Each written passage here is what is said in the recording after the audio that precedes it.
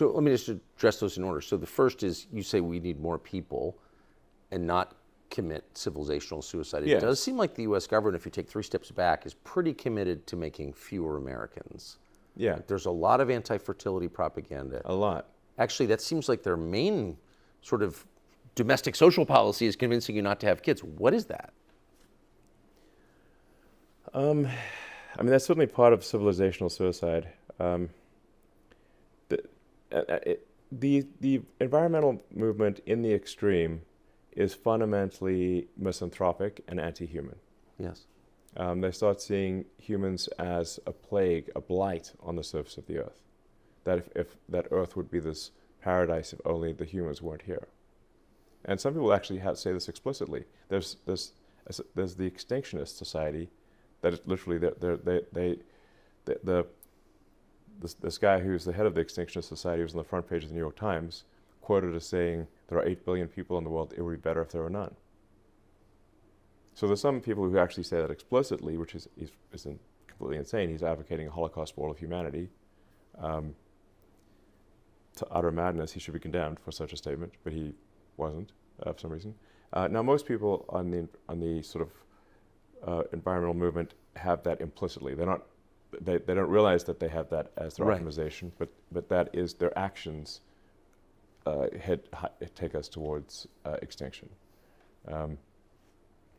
So a lot of people believe that the Earth can't sustain this level of human population, which is utterly untrue.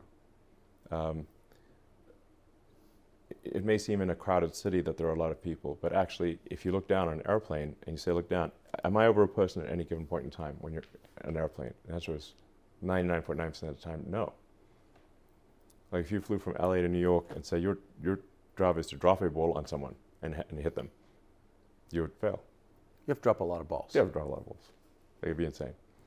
So all of the humans on Earth can fit on one floor in the city of New York.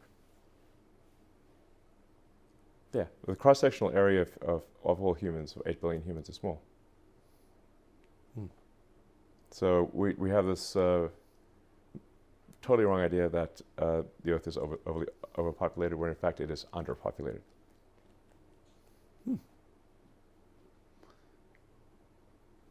I mean, have you ever heard a politician say anything like that? Are there, how many There's maybe a few pro-human politicians out there?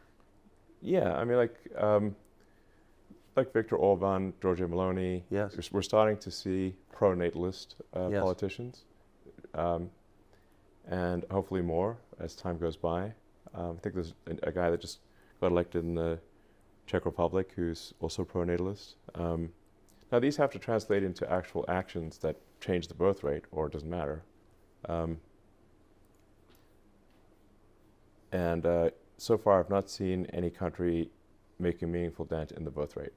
What would you do if you were in charge of natalist policy? First of all, I'd change the education system so that people understand that stop being taught that we're overpopulated. This is completely false. A lot of it comes from this insane misanthropic book that Paul Ehrlich wrote, The Population Bomb. Like 60 years ago. Yeah, I hope he burns in hell, that guy. Seriously. Terrible human being. Total, absolute misanthrope. And say, just look, the Earth can absolutely sustain this population. We could double or triple the population. There's a professor I was talking to at Oxford, his math says we could 10x the population without destroying the Amazon rainforest or anything terrible. So